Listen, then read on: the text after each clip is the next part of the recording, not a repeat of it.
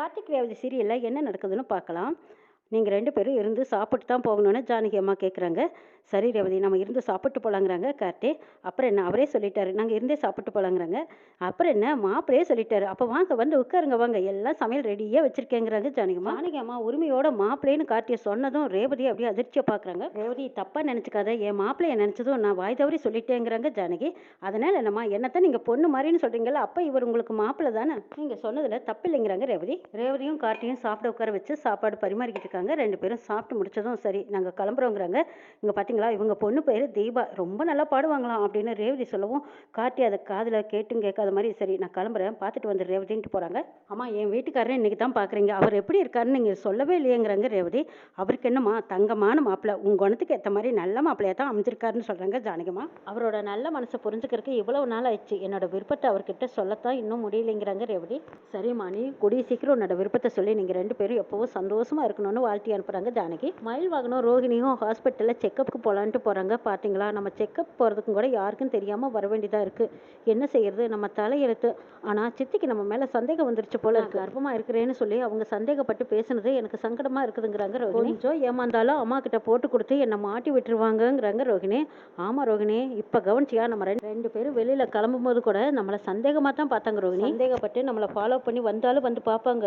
உங்க சித்திக்கு இன்னைக்கு இல்லாட்டி ஒரு நாளைக்கு இருக்கு பாருங்கிறாங்க மயில் வாகனம். ஆமாங்க எங்க சித்தி பண்றதே சரியில்லை, சரி வாங்க ஹாஸ்பிட்டலுக்குள்ள போய் நம்ம செக்அப் பண்ணிட்டு வந்துடலான்ட்டு போறாங்க. மயில் வாகனம் சந்தேகப்பட்ட மாதிரியே சந்திரா அவங்கள சந்தேகப்பட்டு வந்து பாக்குறாங்க. இவங்க எதுக்காக ஹாஸ்பிட்டலுக்கு போறாங்க, ஹாஸ்பிட்டலுக்கு எதுக்காக வந்திருக்காங்கன்னு நம்ம கண்டுபிடிச்சே ஆகணும்னு சொல்லிட்டு சந்திரா ஹாஸ்பிட்டலுக்குள்ள வந்து மயில் வாகனத்தையும் ரோகிணியும் எங்க போறாங்கன்னு பாக்குறாங்க. மயில் வாகனமும் ரோஹிணியும் லிஃப்ட்டில் போகிறாங்க. இந்த பக்கம் சந்திரா படிக்கட்டில் போயிட்டு இருக்காங்க. அப்போ போய் ரிசப்ஷனில் கேட்குறாங்க ரோஹிணி, நாங்கள் அப்பாயின்மெண்ட் வாங்கியிருக்கோங்கிறாங்க. ஓ அப்படியா, உங்களுக்காக தான் டாக்டர் வெயிட் பண்ணிட்டு இருக்காங்க, சீக்கிரம் போய் டாக்டரை பாருங்கன்னு சொன்னதும் மயில் வாகனமும் ரோஹிணியும் போய் டாக்டரை பார்க்குறாங்க. ரோஹிணியை பார்த்ததும் டாக்டர் அம்மா சொல்கிறாங்க இவங்களுக்கு சில டெஸ்ட் எல்லாம் எடுக்கணும், நர்ஸ் இவங்களை கூட்டிகிட்டு போய் டெஸ்ட் எடுத்துட்டு வாங்கன்னு அனுப்பி வைக்கிறாங்க. டெஸ்ட் எடுத்து முடிச்சதும் டெஸ்ட் கொண்டு வந்து காட்டுறாங்க. டெஸ்ட்டில் நார்மலாக தான் இருக்குது. சரி அதையும் தாண்டி நான் கொடுக்குற மாத்திரை மருந்து சாப்பிடணும், அதுன்னு தவிர பால் பழம் இதெல்லாம் சத்துள்ள உணவுகளாக எடுத்துக்கணுங்கிறாங்க ரோஹிணி. சரிங்க நீங்கள் சொல்கிறத நாங்கள் அப்படியே ஃபாலோ பண்ணுறோம், ஆனால் எங்களுக்கு பிறக்க போகிற குழந்தை ராஜாவா ராணியான்னு சொன்னீங்கன்னா ரொம்ப நல்லா இருக்குங்கிறாங்க. டாக்டர் அம்மாவுக்கு ஒன்றுமே புரியல. அதாவது பையனா பொண்ணான்னு கேட்குறேங்கிறாங்க மயில் வாகனம். பாருங்க சார் அதெல்லாம் நாங்கள் சொல்லக்கூடாது, சொன்னால் அது சட்டப்படி குற்றங்கிறாங்க. இல்லை எங்ககிட்டயும் மட்டும் சொல்லுங்கள், நாங்கள் யாருக்கிட்டையும் சொல்ல மாட்டோம், இது எங்களுக்கு முதல் குழந்தை அதனால நாங்கள் ரகசியமாக வச்சுக்கிறோன்னு கேட்குறாங்க மயில் வாகனம். சரி டாக்டர் நான் ஏதோ ஒரு ஆர்வத்தில் தான் கேட்டுட்டேன், நீங்கள் தப்பாக நினச்சிக்காதீங்க. சரி நான் போய் மெடிக்கலில் நான் போய் மாத்திரை வாங்கிட்டு வரேன்னு சொல்லிட்டு மெடிக்கல் சீட்டை வாங்கிட்டு போகிறாங்க. ரோஹிணி எங்கேயே கொஞ்சம் நான் போய் மாத்திரை வாங்கிட்டு வரேங்கிறாங்க. சரிங்க இங்கேயே வெயிட் பண்ணுறேன் சீக்கிரம் வாங்கிறாங்க ரோஹிணி. மெடிக்கலில் போய் மாத்திரை வாங்கிட்டு இருக்காங்க மயில் வாகனம். அங்கே சந்திரா எல்லாம் மோதி தேடி தெரிஞ்சுக்கிட்டு வந்து ஒரு ஃபோட்டோவை காட்டி அங்கே பக்கத்தில் இருக்கிறவங்ககிட்ட விசாரிச்சுக்கிட்டு இருக்காங்க. இதை மயில் வாகனம் பார்த்துடுறாங்க. சின்னத்து இங்கே எதுக்காக வந்திருக்காங்க, அப்போவும் நம்ம மேலே சந்தேகப்பட்டு பின்னாடியே வந்திருப்பாங்க போல இருக்கு. நம்ம நினச்சது சரிதான், ரொம்ப மோசமான ஆள் போல இருக்கு, நம்மளை ஃபாலோ பண்ணிக்கிட்டு தான் வந்திருக்காங்க. சரி இவங்க கண்ணில் படாமல் போயிடணும்னு மாத்திரையை வாங்கிட்டு அவசரமாக அங்கேருந்து மறைஞ்சு போயிடுறாங்க மயில் வாகனம். மயில் வாகனம் அவசரமாக போய் ரோஹிணி கிட்ட இந்த விஷயத்த சொல்கிறாங்க. சீக்கிரமா அவங்க கண்ணில் படாமல் போயிடணும், நீ கர்ப்பமாக இருக்கிற விஷயம் மட்டும் தெரிஞ்சது வீட்டில் பெரிய பிரச்சனை ஆகிடும் ரோஹிணி, சீக்கிரமா போகலாம் அப்படின்னு ரோஹிணியை கூட்டிகிட்டு போகிறாங்க. ரோஹிணி சந்திராவை பார்த்துடுறாங்க. சந்திரா விசாரிச்சுக்கிட்டு இருக்கிறத பார்த்துட்டு நம்மளை தான் தேடுவாங்க போல இருக்கு, நம்ம இங்கேருந்து சீக்கிரமாக வெளியில் போயிடலான்னு ரோஹிணியும் மயில் வாகனம் அங்கேருந்து அவசரமாக வெளியில் கிளம்பி போயிடுறாங்க. சந்திரா எல்லா பக்கம் சுற்றி பார்த்துட்டு சே என்னாச்சு, இந்த ஹாஸ்பிட்டலுக்குள்ள தான் வந்தாங்க, கண்ணார பார்த்தோம், இப்போ எங்கே தெரியும் கிடைக்கலையே, அதுக்குள்ளே எங்கே போயிருப்பாங்க. ரோஹிணியும் மாப்பிள்ளையும் ஹாஸ்பிட்டலுக்கு வந்ததில் ஏதோ ஒரு விஷயம் இருக்குது, அதை சீக்கிரமாக என்னென்னு கண்டுபிடிக்கணும்னு நினச்சிட்டு போகிறாங்க சந்திரா. கார்த்தி மகேஷை தேடி வராங்க. டாக்டரை பார்த்துட்டு மகேஷ் எப்படி இருக்கான்னு கேட்குறாங்க. அவங்களுக்கு இன்னும் இம்ப்ரூவ்மெண்ட் வந்த மாதிரியே தெரியலைங்கிறாங்க. சரி டாக்டர் இதுக்கப்புறமா இவனை இங்கே வச்சிருக்க வேண்டாம்னு எனக்கு தோணுதுங்கிறாங்க கார்த்தி. ஏன் ஏன் கார்த்தி அப்படி சொல்கிறீங்க, நாங்கள் பார்க்குற ட்ரீட்மெண்ட் மேலே உங்களுக்கு நம்பிக்கை இல்லையான்னு கேட்குறாங்க டாக்டர். இல்லை டாக்டர் அப்படியெல்லாம் எதுவும் இல்லை, மகேஷ்க்கு சம்மந்தப்பட்டவங்க ஏபிஎஸ்ல கம்ப்ளைண்ட் கொடுத்துருக்காங்க, அவங்க கண்டுபிடிச்சு இங்கே ஹாஸ்பிட்டல் இருக்கிறது தெரிஞ்சா ஹாஸ்பிட்டலுக்கும் கெட்ட போயிரு, அதனால அவங்க இங்கே இருக்க வேண்டாம்னு எனக்கு தோணுதுங்கிறாங்க கார்த்தி. அப்படி சரி அப்போ ஹோமோ ஸ்டேஜில் இருக்கிறவங்கள நீங்கள் என்ன பண்ணுவீங்க, கூட்டிகிட்டு போய் என்ன செய்ய முடியும்னு கேட்குறாங்க டாக்டர். இங்கே வச்சு பார்த்துக்கிற மாதிரியே நர்ஸு இந்த மாதிரி ட்ரீட்மெண்ட் எல்லாம் எனக்கு செட் பண்ணி கொடுத்தீங்கன்னா நான் பார்த்துக்கிறேங்கிறாங்க கார்த்தி. அந்த மாதிரி சட்டப்படி நான் செய்யக்கூடாது, ஆனால் உங்களுக்காக வேண்டி நான் வேணா செய்கிறேங்கிறாங்க டாக்டர். இந்த பேஷண்ட்டை நீங்கள் தானே பார்த்துக்கிறீங்க, ஒரு ஆம்புலன்ஸ் ரெடி பண்ணி ஒரு ரூமில் வச்சு இதே மெடிக்கல் சப்போர்ட்டோட நீங்கள் அங்கே பார்த்துக்கோங்கன்னு சொல்கிறாங்க நர்ஸு. சரிங்கிறாங்க. சரி ஒரு வார்ட் பாய் கூட்டிகிட்டு வாங்க, ஆம்புலன்ஸில் ஏற்றிடலாங்கிறாங்க டாக்டர். இவருக்கு எமர்ஜென்சி தான், நான் உங்களை கூப்பிட்றேங்கிறாங்க கார்த்தி. சரிங்க பாதுகாப்பாக பார்த்துக்கோங்கன்னு சொல்கிறாங்க டாக்டர். மகேஷ் ஆம்புலன்ஸில் ஏற்றிட்டாங்க. கார்த்தி அவங்களுக்கு தெரிஞ்ச இடத்துல வச்சு ட்ரீட்மெண்ட் கொடுத்துக்கிறேன்னு கூட்டிகிட்டு போகிறாங்க. மயில் வாகனமும் ஹெல்ப் பண்ணிட்டு இருக்காங்க. என் சகல இவன் தான் ஹோமாவில் கிடக்குறானே, இவனை எதுக்கு இப்படி தூக்கிட்டு நம்ம அலையணுங்கிறாங்க. பரவாயில்லைங்க அவருக்கு ரெடி ஆகிற வரைக்கும் நம்ம பார்த்துக்கலாம் போங்கங்கிறாங்க கார்த்தி. கார்த்திக்கு தெரிஞ்ச தனி இடத்துல வச்சு ஹாஸ்பிட்டலில் இருக்கிற மாதிரியே ட்ரீட்மெண்ட் கொடுத்துட்றாங்க. நர்ஸு நீங்கள் பாதுகாப்பாக பார்த்துக்கோங்க சார், அவசரம்னா எங்களை கூப்பிடுங்கன்னு சொல்லிட்டு அங்கேருந்து கிளம்பி போகிறாங்க. மயில் மயில்வாகனும் கார்த்தியும் மகேஷையே பார்க்குறாங்க. சகல இவனை எப்படியோ செட் பண்ணியாச்சு, இனி எந்த பிரச்சனையும் இல்லைங்கிறாங்க. இல்லைங்க இப்போதான் இன்னொரு பிரச்சனை இருக்குதுங்கிறாங்க கார்த்தி. இதை கேட்டதும் அதிர்ச்சி அடைகிறாங்க மயில்வாகனன். என்ன சகல சொல்கிற அப்படின்னு கேட்கவும், ஆமாம் நவீன் துர்கா 2 பேரும் கல்யாணம் பண்ணிக்கிட்டாங்கங்கிறாங்க.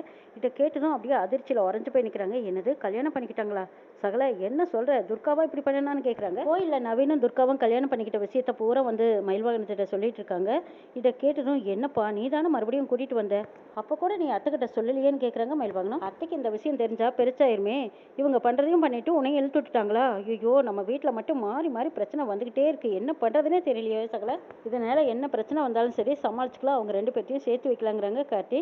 சரி வா ஆவறது அவுட்டுன்ட்டு நான் மயில்வாகனும் கார்த்தியும் வீட்டுக்காரங்க எல்லாரும் சேர்ந்து சாமுண்டேஸ்வரி வீட்டுக்கு போகிறாங்க. பார்த்ததும் என்ன ஊர்க்காரங்க எல்லாரும் சேர்ந்து வந்திருக்கீங்கன்னு சாமுண்டேஸ்வரி கேட்குறாங்க.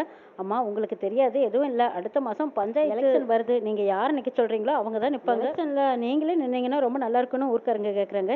இல்லைங்க அரசியலில் பதவி பட்டம் இதெல்லாம் எனக்கு ஆசையே கிடையாது, நான் சொல்கிற ஆள் நின்னா போதும். ஊர்க்காரங்களே உங்களை நிற்க சொல்லும்போது நீங்கள் ஏமா வேண்டான்னு சொல்கிறீங்க அப்படின்னு ரோஹிணி துர்கா சுவாதி இவங்க எல்லாருமே சாமுண்டேஸ்வரிக்காக சப்போர்ட் பண்ணுறாங்க. ராஜராஜனும் சொல்கிறாங்க, ஆமாம் மற்றவங்க நின்னாங்கன்னா சில உதவிகள் மட்டும்தான் செய்ய முடியும், அதுவே நீயே நின்னா நிறைய ஊருக்கு நல்லது செய்யலாமல்ல சாமுண்டேஸ்வரி, நீயே நில்லுங்கிறாங்க. துர்காவுக்கு இன்னும் கொஞ்சம் நாளையில கல்யாணம் நடக்க போகுது, கல்யாண வேலையெல்லாம் பார்க்கணும், எலெக்ஷனில் நின்னா சரியாக வராதுங்கிறாங்க சாமுண்டேஸ்வரி.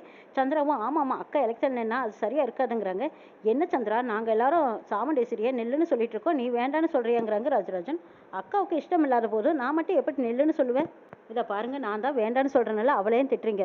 இதை பாருங்க ஊர்க்காரங்க எல்லாரும் நல்லா கேட்டுக்கோங்க, இந்த தடவையும் வைத்தியே நிற்கட்டும், அவர் ஊருக்கு நல்லது தானே செய்கிறாரு, அவரே நிற்கட்டும் ஜெயிக்கட்டுங்கிறாங்க சாமுண்டேஸ்வரி. சரிம்மா நீங்கள் சொன்ன மாதிரியே செஞ்சுக்கலான்னு ஊர்க்காரங்க சொல்லிட்டு போகிறாங்க. எனக்கு சின்ன வேலை இருக்குது நான் அதை பார்த்துட்டு வந்துடுறேன்னு சந்திராவும் வெளியில் கிளம்பி போகிறாங்க. முத்துவேல் ஜெயிலேருந்து வெளியில் வந்துடுறாங்க. சிவனாண்டி முத்துவேல் மாயா 3 பேரும் பேசிகிட்டு இருக்காங்க. அந்த டிரைவர் பையன் என்னை தூக்கி லாக்கப்பில் வச்சுட்டான், அவள் அத்தைக்கரையும் சேர்ந்து என்னை தூக்கி வச்சு டிரைவர் பையில சும்மாவே விடக்கூடாது. அதிகாரமும் பணபலமும் சாமுண்டேஸ்வரி கிட்ட இருக்கிறதுனால தான் போலீஸ் கூட அவள் பேச்ச கேட்குறாங்க. மகேஷை டிரைவர் பையன் தான் கடத்தி வச்சுக்கிட்டான்னு அவனே ஒத்துக்கிட்டான், ஆனால் போலீஸ்னால அவனை ஒன்றுமே செய்ய முடியும், நம்ம சைட்லேயே ஏதாவது பவர் இருந்தால் நம்மளும் ஏதாவது செய்யலாம், ஒன்றும் இல்லையே அப்படின்னு பேசிட்டு இருக்கும்போது சந்திரா வராங்க. ஆமாம் தூக்கி வச்சாங்கன்னு கேட்குறாங்க சந்திரா. அந்த டிரைவர் பையன் தான் தப்பான கேஸை கொடுத்து எங்கள் சித்தப்பாவை உள்ள வச்சுட்டான்னு சொல்கிறாங்க. சரி சரி இது எல்லாத்துக்கும் சேர்த்து நமக்கு ஒரு நல்ல சந்தர்ப்பம் கிடைச்சிருக்குதுங்கிறாங்க சந்திரா. அப்படியா என்ன சந்தர்ப்பம்? ஊர்க்காரங்க எல்லாரும் அக்காவத்தை எலெக்ஷனில் நிற்க சொன்னாங்க, ஆனால் அக்கா நிற்க மாட்டேன்னு சொல்லிட்டாங்கிறாங்க சந்திரா. ஊர்க்காரங்க எவ்வளவோ தடவை கேட்டு பார்த்தாங்க, எங்கள் அக்கா நிற்க மாட்டேன்னு சொல்லிட்டா. சரி அதெல்லாம் விடுங்க, ஏங்க நீங்களே எலெக்ஷனில் நின்னா என்னன்னு கேட்குறாங்க சிவனாண்டி. ஐயோ என்ன சந்திரா இப்படி சொல்கிறேன், பஞ்சாயத்து எலெக்ஷனில் நீங்கள் ஜெயிச்சிங்கன்னா அதிகாரம் பலமெல்லாம் உங்ககிட்ட இருக்கும், அதுக்கப்புறம் எங்கள் அக்கா கரையை ஈஸியாக ஜெயிச்சிடலாங்க. ஆமாம் சார் மேடம் சொன்ன மாதிரியே நீங்கள் தலைவர் ஆயிட்டீங்கன்னா எலெக்ஷனில் நிற்கிறதா எல்லாத்துக்கும் நல்லதுங்கிறாங்க. அப்படியா நான் எலெக்ஷனில் நிற்கிறதுனா ஒரு சின்ன விஷயம் இருக்குது சந்திரா, இப்படி வாவேன் அப்படின்னு தனியாக கூட்டிகிட்டு போய் 50 லட்சம் ரூபா பணம் வேணும்னு கேட்குறாங்க சிவனாண்டி. அதுக்கு நான் ஏற்பாடு பண்ணுறேன், நீங்கள் அதிகாரத்துக்கு வந்தீங்கன்னா தான் எங்கள் அக்காக்காரி குடும்பத்தையும் அழிக்க முடியுங்க, இது நமக்கு கிடைச்சிருக்கிற கோல்டன் சார்ஜ், இதை நம்ம விட்டுறக்கூடாதுங்க, நீங்கள் எலெக்ஷனில் நின்னுங்க நம்ம ஜெயிச்சு பார்த்துடலாங்கிறாங்க சந்திரா. சரிங்கிறாங்க. 2 பேரும் பேசி முடிச்சுட்டு வர்றாங்க. முத்துவேல் கேட்குறாங்க, என்ன 2 பேரும் பேசி முடிவு எடுத்துட்டிங்களா? மவனே நீ எலெக்ஷனில் நிற்கிறதானே அப்படின்னு கேட்கவும், ஆமாம் சித்தப்பா நான் நிற்கிறேங்கிறாங்க. சரி பணத்தை பற்றி நீங்கள் கவலைப்படாதீங்க நான் ஏற்பாடு பண்ணுறேன்னு சொல்லிட்டு போகிறாங்க சந்திரா. சார் எலெக்ஷனில் நீங்கள் தான் ஜெயிப்பீங்க, நீங்கள் ஜெயிச்சதும் எனக்கு மகேஷை கண்டுபிடிச்சு கொடுத்துருங்கன்னு மாயா கேட்குறாங்க. கண்டிப்பாக கண்டுபிடிச்சு கொடுக்குற மாயாங்கிறாங்க சிவனாண்டி. மவனே நீ மட்டும் ஜெயிச்சிட்டீங்கன்னா இந்த ஊருக்குள்ளே நாம வைக்கிறதாண்டா சட்டம்னு வில்லத்தனமாக சிரிக்கிறாங்க முத்துவேல். மயில்வாகனம் ரோஹிணிக்கு குங்குமப்பூ வாங்கிட்டு வந்து கொடுக்குறாங்க. என்னங்க குழந்தை மேலே ரொம்ப அக்கறையாக இருப்பீங்க போல இருக்குன்னு ரோஹிணி கேட்கவும், அந்த பக்கமாக சந்திரா கேட்டுக்கிறாங்க. 2 பேரும் குழந்தைய பற்றி பேசிகிட்டு இருக்காங்க. இவன் என்னமோ பால் கொண்டு போய் கொடுக்குறான், அதில் கலக்கி குடிக்கிறா, என்னன்னு தெரியலையோ, ஒருவேளை இவ கர்ப்பமாக தான் இருப்பாளா? சரி இருக்கட்டும் பார்த்துக்கலாம் அப்படின்னு சொல்லிட்டு சந்திரா போனது பப்பாளி பழத்தை அரிஞ்சு எடுத்துகிட்டு வந்து சாமுண்டேஸ்வரிக்கு முன்னாடி வைக்கிறாங்க. என்ன சந்திரா எதுக்கு இப்போ பப்பாளி பழம் அரிஞ்சிட்டு வந்து வச்சிருக்கேன்னு கேட்குறாங்க சாமுண்டேஸ்வரி. இது நம்ம தோட்டத்தில் விளைஞ்சதுக்கா, ரோஹிணிக்கு தான் பப்பாளி பழம்னா ரொம்ப பிடிக்குமல்ல, அதான் சாப்பிட்டுன்னு அரிஞ்சு கொண்டு வந்தேங்கிறாங்க. ரோஹிணி வா வந்து எடுத்துக்கோ சாப்பிடுங்கிறாங்க. இல்லை சித்தி நான் இப்போ தான் பால் குடிச்சு எனக்கு வேண்டாங்கிறாங்க ரோஹிணி. அட ஒன்றாவது எடுத்துக்க வா அப்படின்னு சொல்லவும், நான் கர்ப்பமாக இருக்கிறேன்னு தெரிஞ்சு அது கலையருக்காகவே இப்போ பப்பாளி பழத்தை கொடுக்குறாங்களே சித்தி, எப்படி வேண்டான்னு மறுக்கிறது, அம்மா வேற பார்த்துட்டே இருக்காங்க, என்ன சொல்றது சமாளிக்க தெரியலையே அப்படின்னு ரோஹிணி பதட்டப்படுறாங்க. இதை ரேவதி புரிஞ்சுக்கிறாங்க. சித்தி ஏதோ சந்தேகம் வந்ததா இப்படி எல்லாம் பண்ணிட்டு இருக்காங்க, இவங்களை ஏதாவது ஒரு வழி பண்ணணுமேன்னு நினைச்ச ரேவதி சொல்றாங்க, சித்தி நீங்க ஒன்றும் கவலைப்படாதீங்க, ரோஹிணி கண்டிப்பா சாப்பிடுவா, ஏ ரோஹிணி கொஞ்சமாச்சும் எடுத்து சாப்பிடு, உனக்காக ஆசாசியா சித்தி பப்பாளி பழம் அரிஞ்சிட்டு வந்து கொடுத்துருக்காங்கல்ல சாப்பிடுவான்னு கூப்பிடுறாங்க ரேவதி. ரோஹிணிக்கு ஒண்ணுமே புரியல, ரேவதிக்கு தெரிஞ்சும் இப்படி சொல்றாளேன்னு நினைக்கிறாங்க. நீ சொன்னா கேட்க மாட்டேன், இந்த நானே எடுத்து கொடுக்குறேன்னு சொல்லி ரேவதி அந்த தட்டோட எடுத்து கூப்பிடுற கமக்குன்னு கீழே கமுத்துறாங்க. அச்சுச்சோ எல்லாம் கீழே போயிடுச்சு, சரி வேண்டாம் அதை விட்டுருங்கிறாங்க சாமுண்டேஸ்வரி. சந்திராவுக்கு ரேவதி மேல கோவமா இருக்கு, இவ எதுக்கு இந்த வேலை பார்த்தா, எல்லாம் தெரிஞ்சுக்கிட்டு தான் இப்படி பண்றாளா, பேசாம அமைதியா இருக்க வேண்டியதானே, ரோஹிணி சாப்பிட்றாளா சாப்பிட்டாலா சாப்பிடலையான்னு நம்ம தெரிஞ்சுக்கலான்னு பார்த்தா இவ இப்படி குறுக்க வந்து இப்படி பண்ணிட்டாளேங்கிறாங்க சந்திரா. சரி விடு, அவ தான் சாப்பிட பிடிக்கலன்னு சொல்றாளே, ஏன் வற்புறுத்துறீங்கன்னு சாமுண்டீஸ்வரி சொல்லிட்டு இருக்கும்போது செங்கல் சோலையிலேருந்து மேனேஜர் வந்து 50 லட்சம் ரூபா லாபம் வந்திருக்கு. எல்லாமே ராஜா சார் வந்ததுக்கு அப்புறம் தான் இவ்வளோ லாபம் வருதுங்க மேடம், வரவு செலவு கணக்கு அப்படின்னு சொல்லி கொண்டு வந்து கொடுக்குறாங்க. உங்க பேர்ல எனக்கு நிறைய நம்பிக்கை இருக்கு. அதே மாதிரி எல்லா பிசினஸையும் நீங்களே பார்த்துக்கணுங்கிறாங்க. கார்த்தி சரிங்கிறாங்க. 50 லட்சம் ரூபா பணத்தையும் கொண்டு சாமுண்டீஸ்வரி பீரோவில் வைக்கிறாங்க. அதை பார்த்துக்கிட்டு இருந்த சந்திரா இதை எப்படியாவது ஆட்டி போட்டு நம்ம புருஷங்கிட்ட கொண்டு கொடுத்து எலெக்ஷன்ல நிக்க வச்சு ஜெயிக்க வைக்கணும்னு நினைக்கிறாங்க. சந்திரா யாருக்கும் தெரியாம அந்த 50 லட்சம் ரூபா பணத்தை பையோட எடுத்துட்டு போறாங்க. இதை ரேவதி பார்த்து சந்தேகப்படுறாங்க. பின்னாடியே போய் கையும் களவுமா பிடிக்கிறாங்க. என்ன நடக்குதுன்னு நாளை பார்க்கலாம்.